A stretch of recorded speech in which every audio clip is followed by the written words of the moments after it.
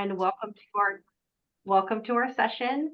Um, if you are here for Breaking Barriers to Graduation, how Anaheim Union High School District drives student success, you are in the right place. And I know the team and I are certainly glad to have you here. You will be hearing from these folks here. I'll introduce myself and then I will turn it over to the other presenters to introduce themselves as well. So my name is Ashley McGavin. I'm a coordinator with the System Improvement Leads Project. I'm joined by a great team. I'll let Lauren unmute and introduce herself next. Good morning, everyone. My name is Lauren Klatzker, and I'm the Director of Special Youth Services for the Anaheim Union High School District. Hi, everybody. I'm Jack Brimhall. I'm an administrator at the California Department of Education in the Special Education Division. Good morning, everyone. I'm Amanda Bean, and I work for Anaheim Union High School District as our Director of Career Preparedness Systems Framework Implementation. Good morning, everyone. My name is Sean Howland, and I'm with the California Department of Education, Special Education Division as an education programs consultant.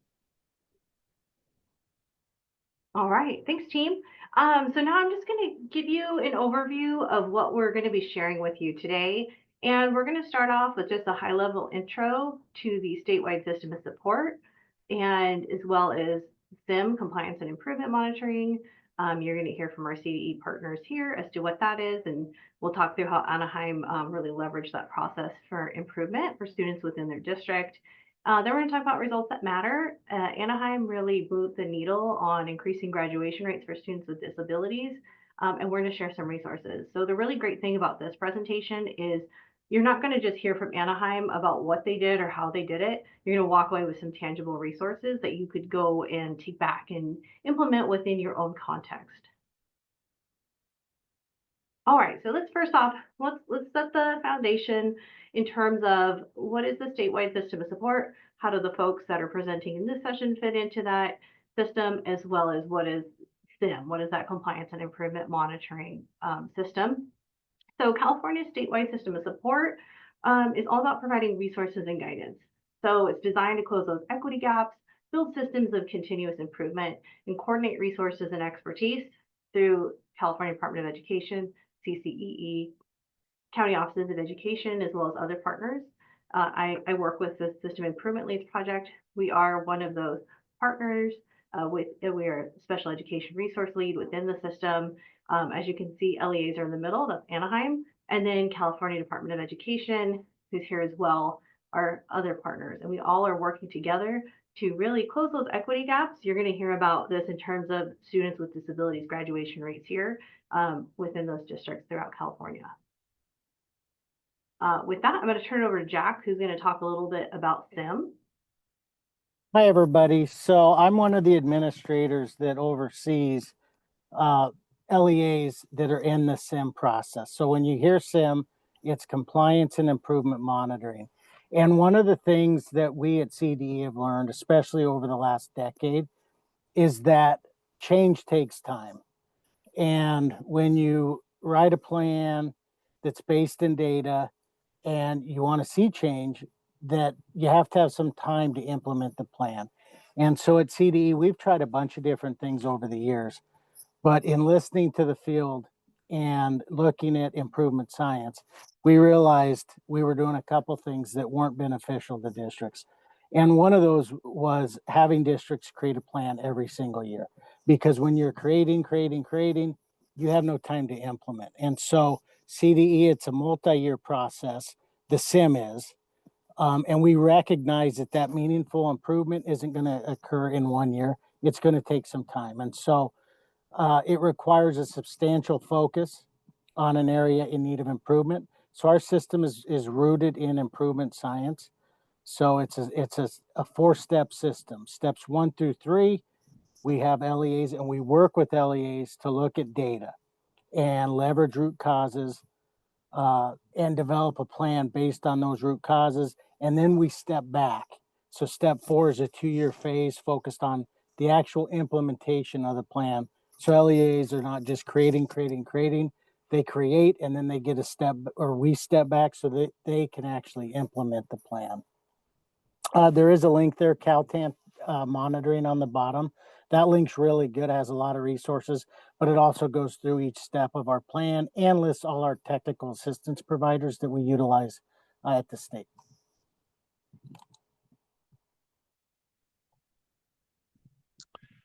And in the compliance and improvement monitoring process, each group plays a distinct and interconnected role.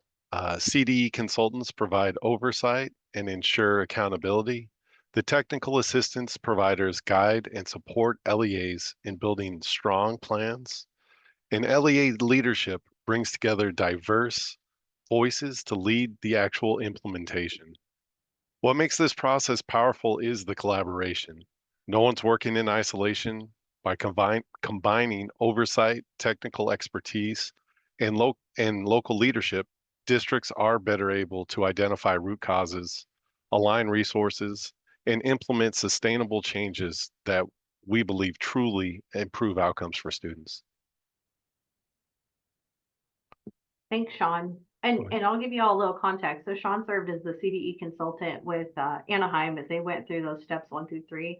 I was the technical assistance provider that worked alongside Anaheim, and I worked with them, supported them through steps 1 through 3 as well as step 4. So it was really great. Like Jack told you about that multi-year process, and it was a really cool experience. They were part of cohort 1 to see how this new process unfolded with the district, and then as Anaheim shares, you'll see how this really was an impactful process, and they were able to improve those graduation rates by really focusing on one target area for multiple years. So that first year really digging into what the problem was, and then taking 2 years to implement and work on addressing the problem. And Lauren, she'll talk some more too, but she's a leadership.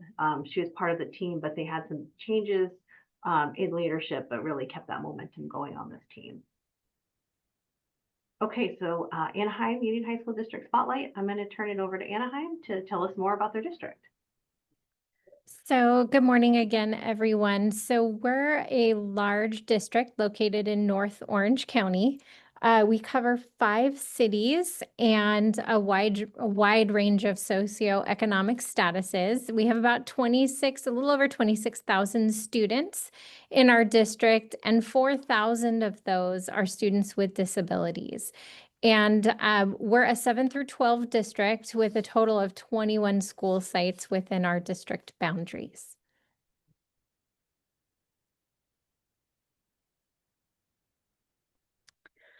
So in Anaheim Union, we operate under a mission and vision that is really simple. Our vision is to create a better world through unlimited you.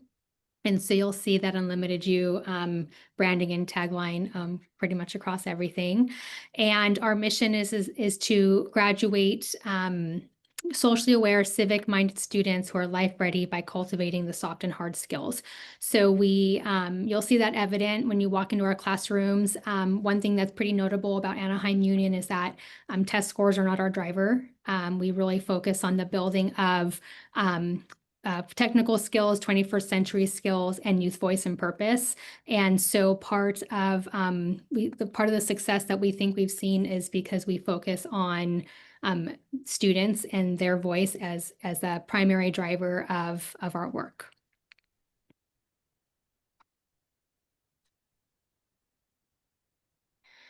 Sorry. I'm sorry, Amanda. Do you want to do this one? I apologize. No, you go right ahead. Go for it. The challenges of virtually presenting. So what our challenge was, and Amy and Ashley touched on this a little bit, and I said Amy because it made me think of our former director. She started this process, and then when I became director, I took over. So we had some challenges just in shifting that, but our challenge that we were working on was that our grad rates for students with disabilities were not where they needed to be. So the average is 70% of students with disabilities statewide graduating with a diploma every year. But when we started this process in 2021, Anaheim Union was only at a 65% grad rate for students with disabilities. And this is obviously before our ALT pathway came into being. So our numbers are going to go up, considering that we have the alt pathway. So all of the data that you're going to see does not include those numbers. So these are students on a traditional diploma path within Anaheim Union High School District.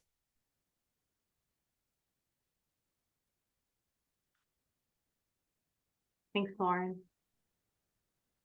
So I'm going to talk a little bit about the network that Anaheim joined. So as I mentioned, I had the privilege of working with Anaheim for steps 1 through 3, where they really investigated into their district. They looked at their data, they did a root cause analysis. And as Lauren mentioned, they identified that the problem that they wanted to work on, the focus area, really was those graduation rates.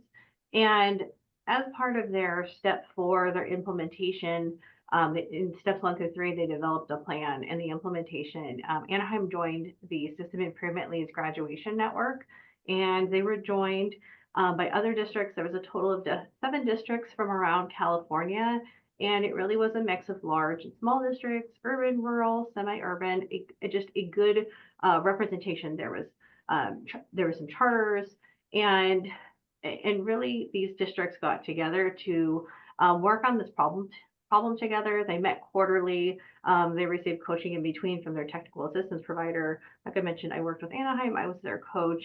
And they really had a shared goal of increasing graduation rates within their districts, increasing those graduation rates. They started out, they had some theories, some ideas, some high leverage strategies that they were going to try. Some of those ideas that these districts came in with were around credit recovery, IEP audit, special education and general education collaboration protocols. But they worked together. Anaheim was a real driver in this network in terms of sharing their learnings and sharing ideas and strategies for other districts to try. And it was found to be very successful. So in those 2 years of implementing, Anaheim was able to increase graduation rates by 16%.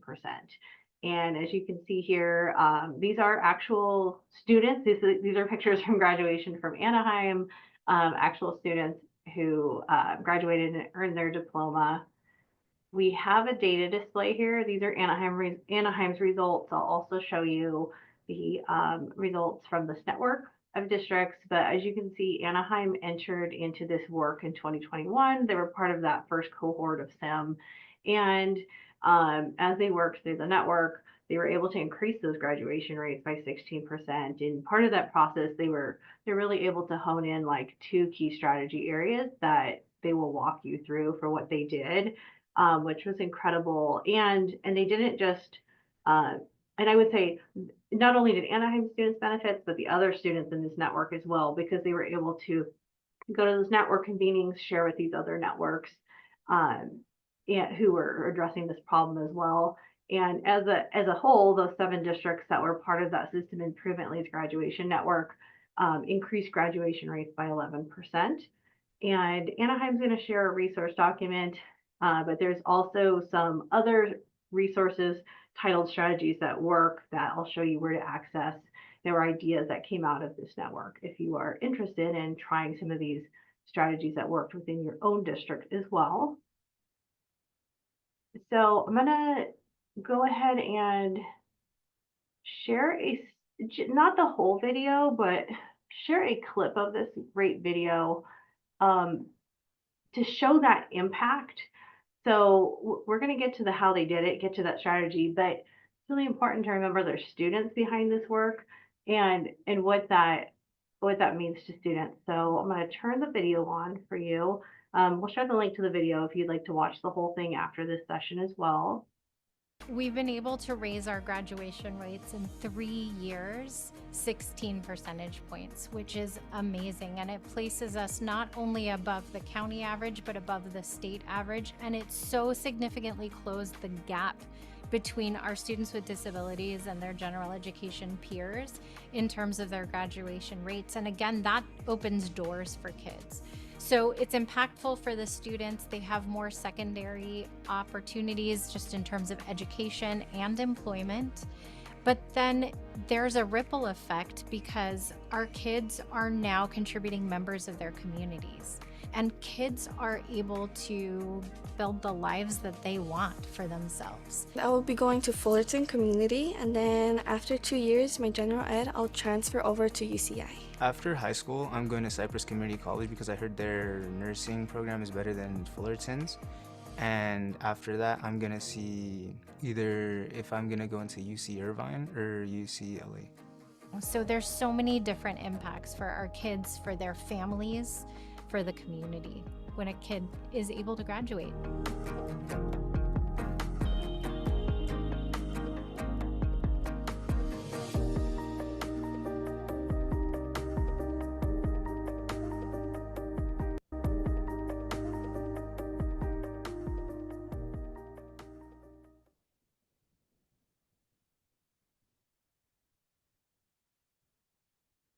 Okay.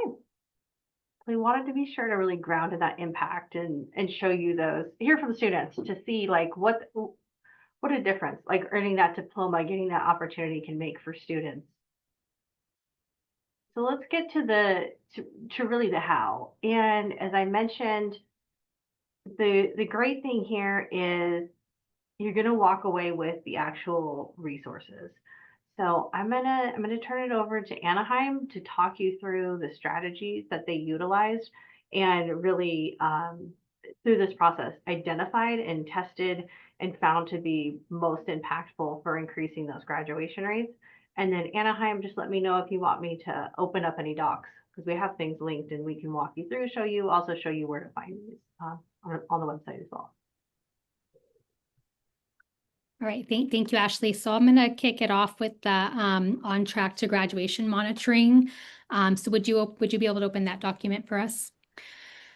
So in Anaheim Union, we call it IEP audit, and we engaged in this process a few years ago as a way to help actually the master scheduling process, right? So one thing that we were noticing is that students with disabilities were having a high number of schedule changes at the start of the school year, almost double what the gen ed population was getting, because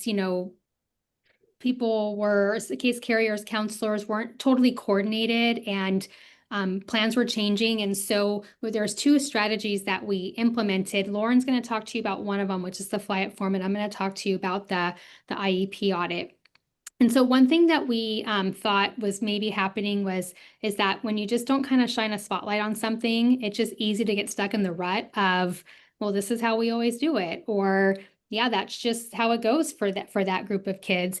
And we really thought that we needed to take a deeper dive. And so what you see on the screen, and I don't know if you can zoom in on it just a little bit, is our checklist for one of our IEP audits. And so what that looks like, originally what it looked like was representatives from every campus would come meet at the district with us once a month, and we would review a different school's IEPs and the caseloads.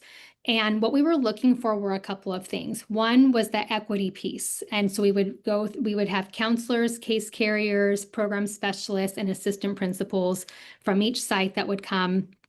And they would go through the IEPs and complete one of these checklists for each student. And then they would log the results on a spreadsheet where we could track kind of the findings and like what are the trends for their campus. The problems we were trying to solve were, one, just accuracy in the IEP. Was the service setting accurate? Was the service minutes accurate? Because we were having a little bit of a problem in that realm. But what we were really trying to work on was, are we scheduling students with disabilities even in the opportunity to be graduation ready, college ready, career ready? And so within that, each student, got a deep dive. So we would have a counselor that did the transcript audit, and looking for the technical errors. We would have the case carriers and program specialists looking for the IEP issues within SACE.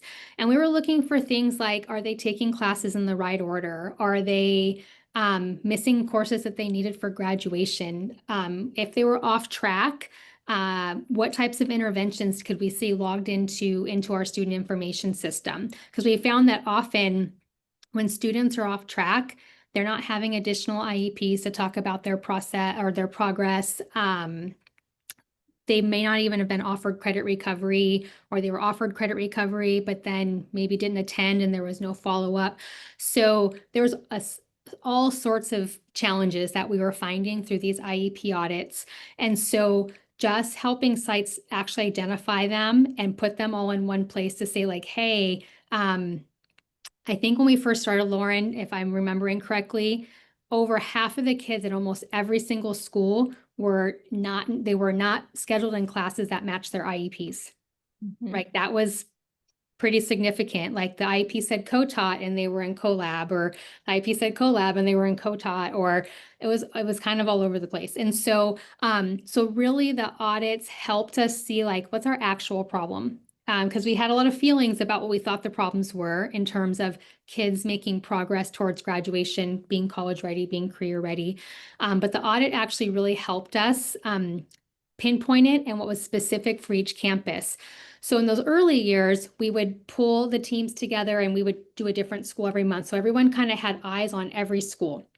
And then we would compile the results, and me on the gen ed side, because I work with counselors and I work with assistant principals, and then Lauren and her team on her side, we would come together and we would go present the findings to the schools and say, okay, guys, like here's the results of your audit. And then we would ask them to goal set and to think about how they were going to improve what was most significantly challenged at their site. Within that, what was happening is that the case carriers at the sites themselves weren't really getting a picture of like what that process looked like. It felt very much like, oh, we're just coming in and telling you all the things that are wrong. And there was really not an ownership into like the audit process. So what it has morphed into is now each high school site hosts their own audit where all of their case carriers attend with their junior high feeder, because every junior high and high school has a pair, and they all once a year pull the whole team together and they audit their caseloads as a team together. They compile their own findings, and then they kind of present to us on what they found and what they want to work on. So it kind of shifted from a like, hey, we're telling you have all these problems and look what we found, to hey, let's audit this and let's see where you're still continuing, where you've improved, where you need to keep improving, and you tell us what you're going to do. And so I think just that, by nature of just, again, putting the spotlight on the thing that just was the like, this is how we've always done it, had really kind of got people's attention. The case carriers and the admin when they're sitting in IEPs, and the counselors when they're scheduling students, just to realize like, oh, we weren't even providing the opportunity. We weren't even trying to schedule them in a A through G pattern, or in, a pattern that helped them complete a CTE pathway. Sometimes not even to remediate, courses on time.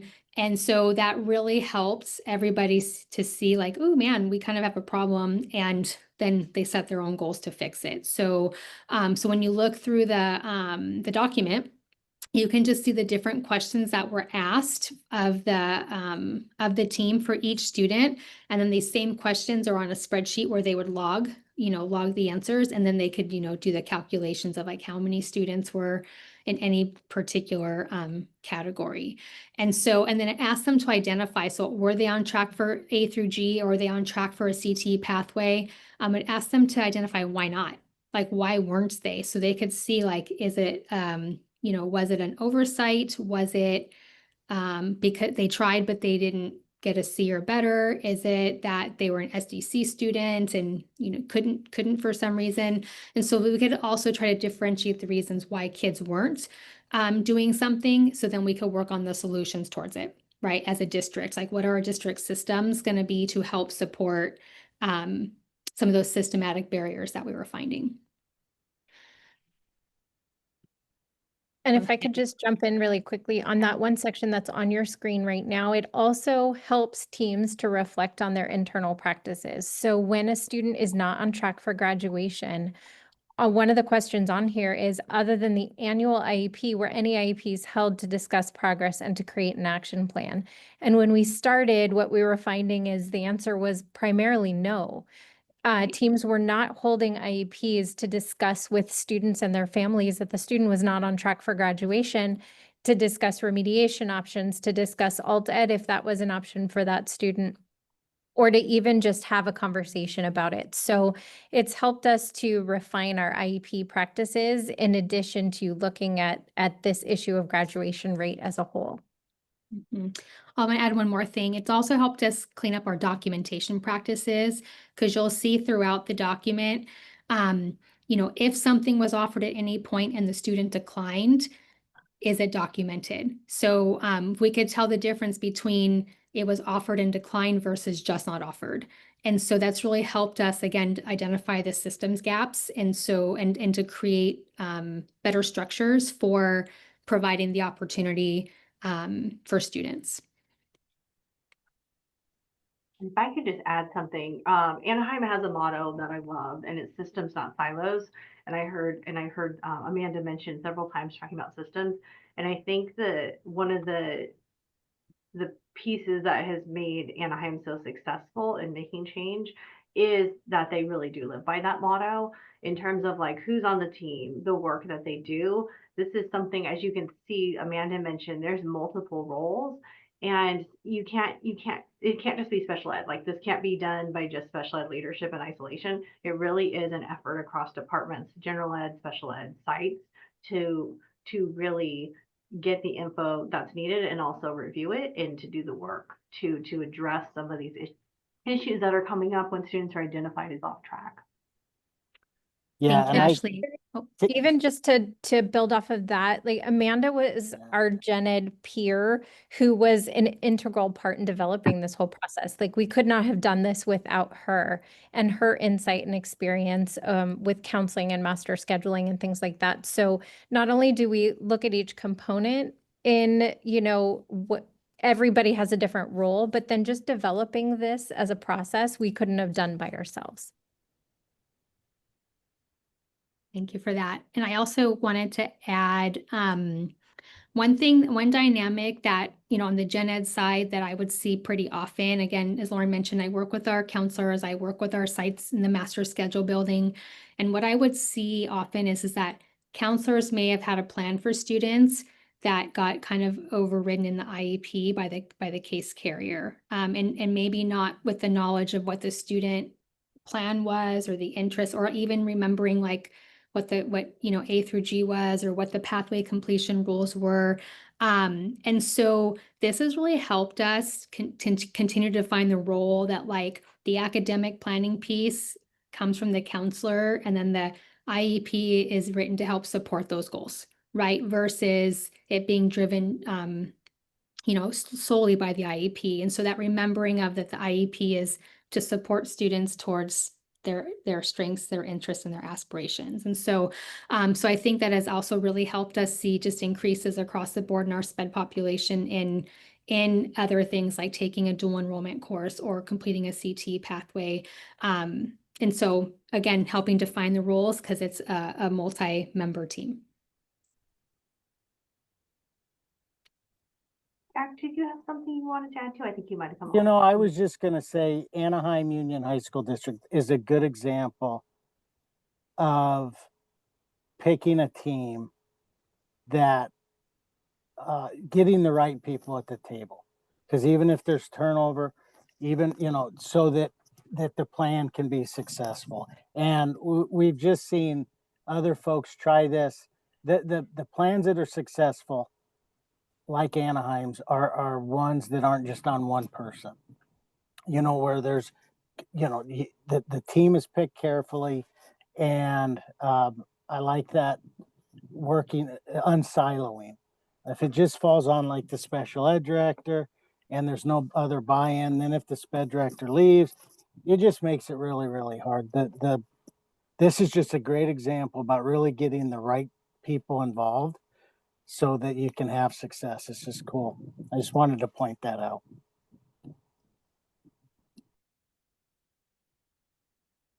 Yeah. And hand it over to Lauren if you're ready, Lauren. Sure. Ashley, can you click on either the junior high or high school link? So one of the first things, like Amanda had shared, that we discovered is that our students were not being scheduled correctly. So what was written into the AEP was not matching what the student's schedule was. So again, could not have done this without Amanda and her insight into master scheduling. We developed what we call a fly-up form.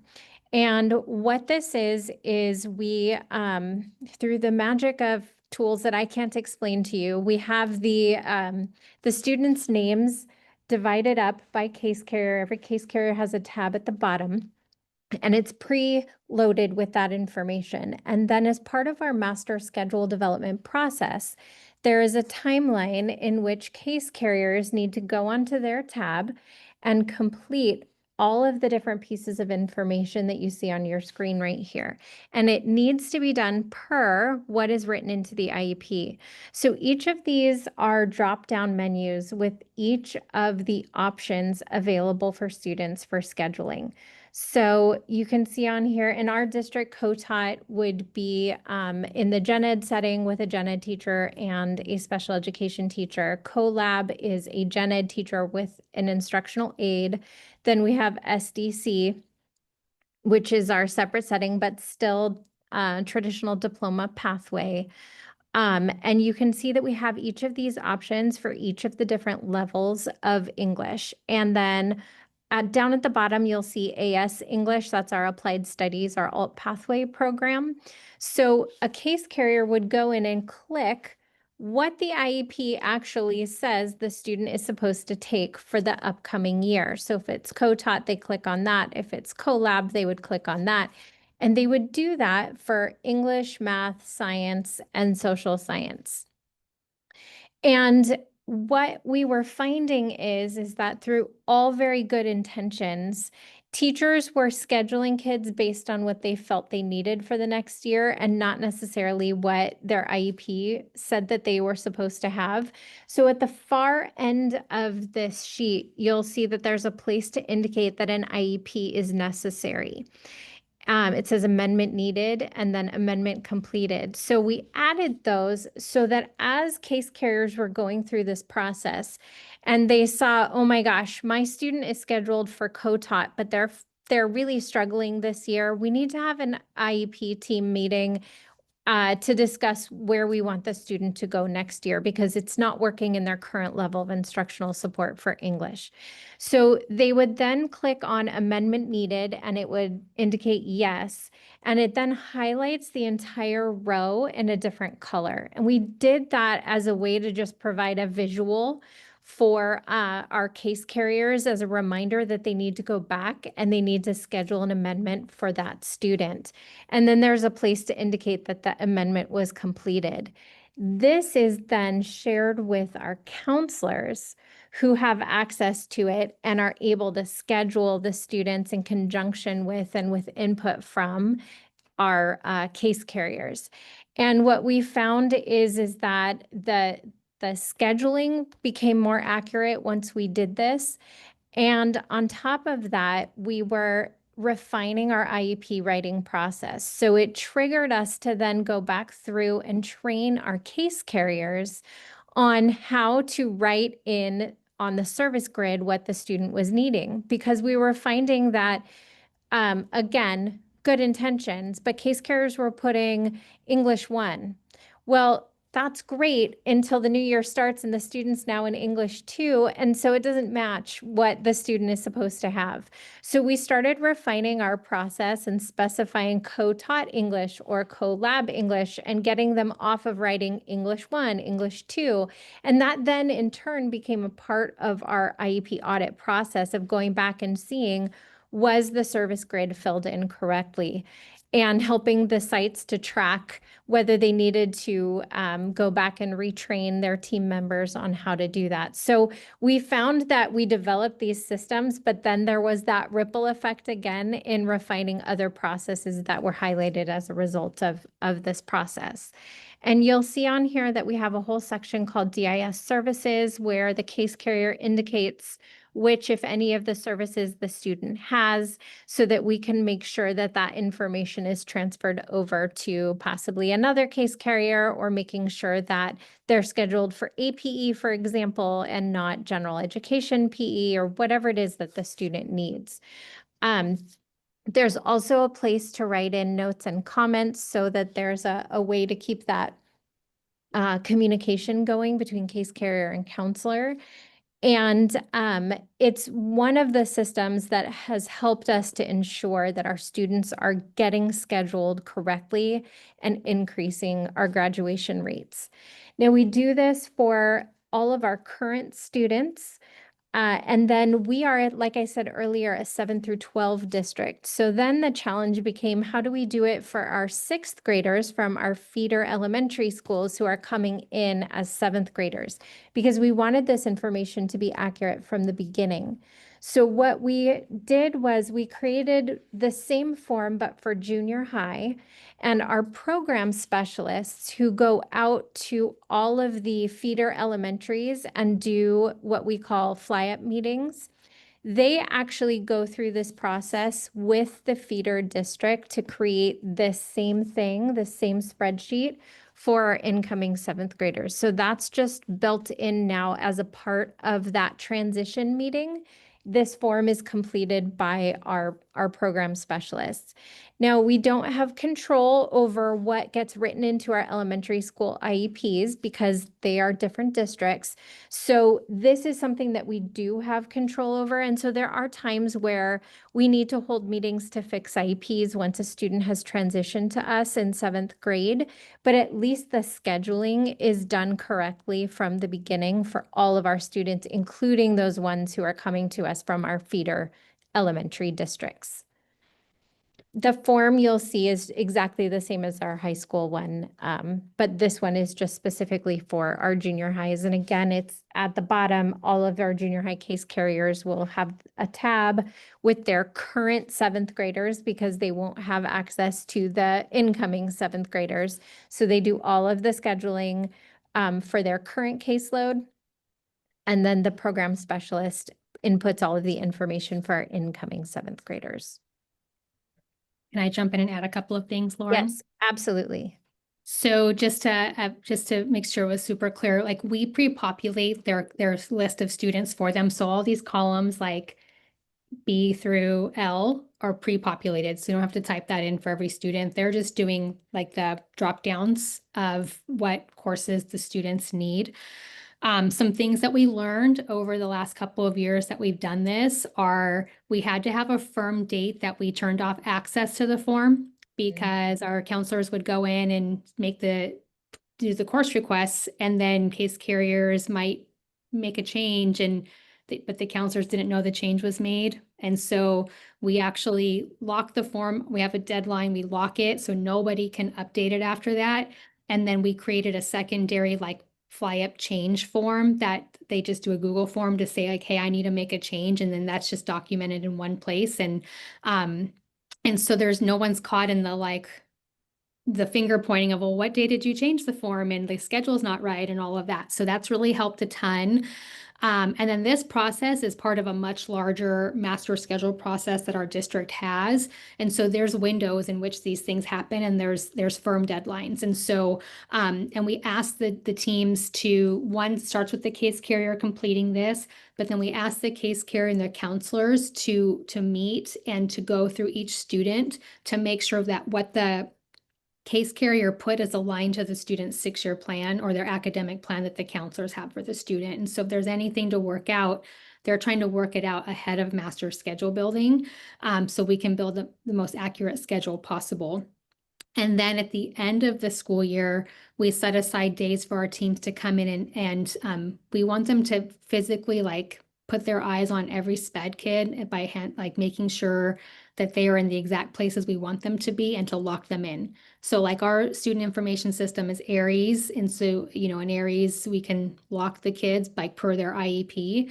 And so we have them come in and again, with their department chairs, typically go through every kid and make sure like, yeah, you know, oh, Lauren, yep, needs co-taught English. Great, she's in co-taught English. We're locking her in. And so then that way, every time if they run the loader after that, like the SPED kids aren't being all tossed around, and we know that they're exactly where they're supposed to be. And the rest of the master schedule work can continue. And so those are some additional pieces that pair with this so that when again, we're trying to minimize the disruption to special education students once the school year starts and helping them to start their year in the exact place we want them to be. Great. I just wanted to point out one more feature too, for those folks that are watching. There are directions here. There's a direction tab. And then some of those timelines that Amanda mentioned, how they follow some pretty firm timelines. Those are the suggested timelines here as well.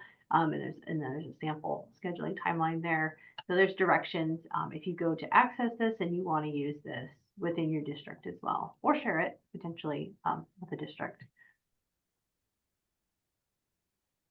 Thank you both. I'm just going to show folks real quick where to find.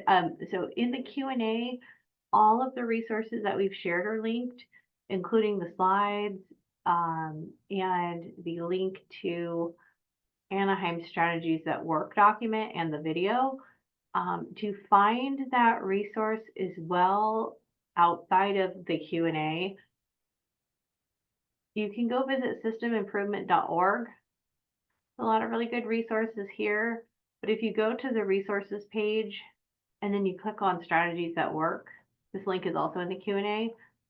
But not only is Anaheim's resource here, right here as well, there's also some other common areas that districts might want some resources for.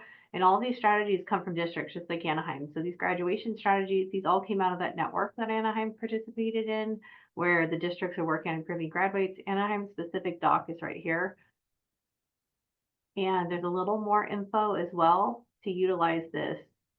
Once Anaheim is not here to walk you through it, there are directions. There's some backstory on Anaheim, but then there's also directions, there's QR codes, and everything is also linked in this document. So if you leave this breakout session wondering how to find that document, again, systemimprovement.org, resources, strategies that work, you can find Anaheim as well as these other districts and strategies that came out of districts.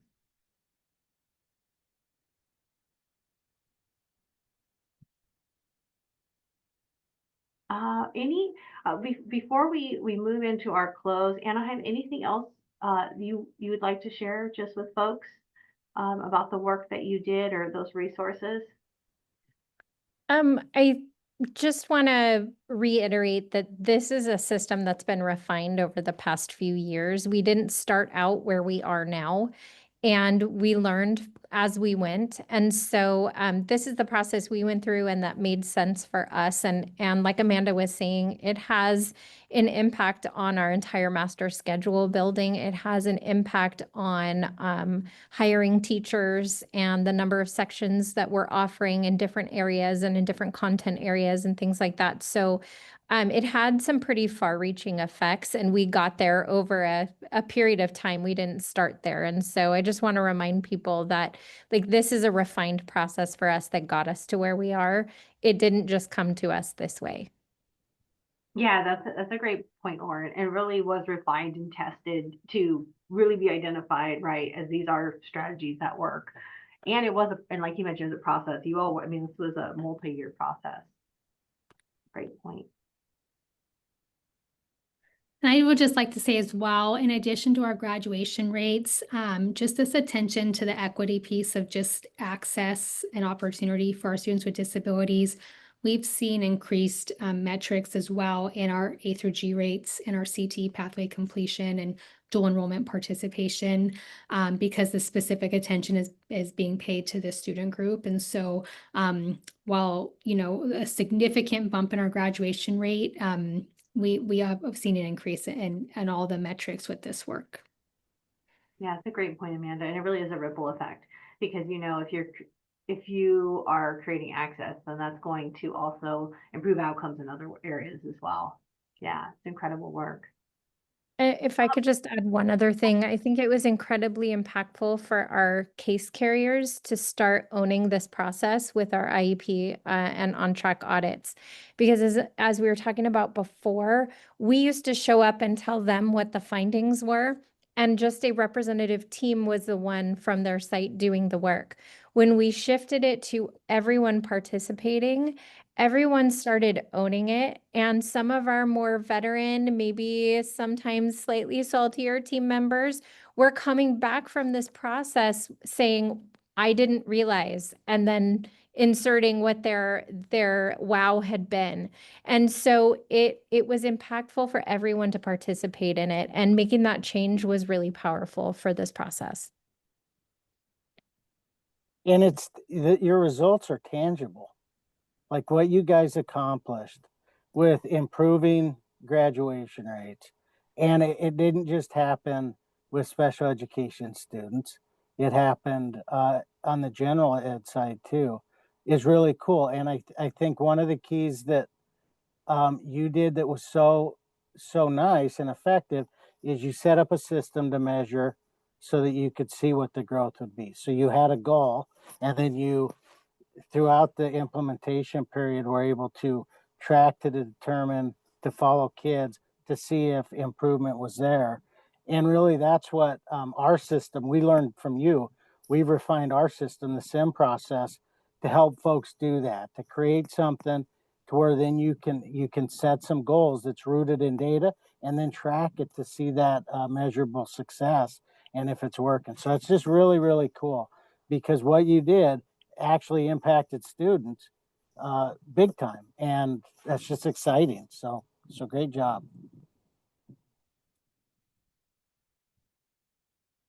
All right, thanks everyone. I just want to point out one more resource. So we showed you where you can find Anaheim's strategies and resources as well as their video. But there's another good resource, and this contains all types of information. It's caltan.info. So it's linked here. You can type it into your browser. You can find information about SIM, the compliance improvement monitoring process that Jack was talking you through earlier. There's also upcoming events. So the Special Education Resource Lead projects, all the events and offerings are posted here on Caltan. You can find events from the project I work with, System Improvement Leads, as well as all the other great projects as well. I will tell you, most of these offerings are free. Check them out. There's some in person, there's virtual. So be sure to check these out, all kinds of good things, as well as additional resources. So you saw some great resources from Anaheim. You saw the strategies that work. There's also resources on Caltan around a lot of different areas that are important for students with disabilities and all students: inclusive educational environments, graduation, post-school pathways, academics, and achievement. So would definitely encourage you to check this site out as well, caltan.info. We're not going to ask you to share this out because we don't really have a way to do that, but just wanted to give you a moment to reflect before we close and pause and just think about what are you taking from today's session and then who you share it with. Would love for you to go back, share these resources with your colleagues, maybe share some new ideas. Hopefully, maybe you can try out a strategy or two that Anaheim shared today within your district as well. So just want to leave you with those questions, thinking about how you might use this. Just some social media info for System Improvement Leads if you'd like to stay in touch with us. I shared that website too, systemimprovement.org. But with that, that concludes our session. We do thank you for joining us. Just want to give a big thank you to my teammates as well, Anaheim and CDE. And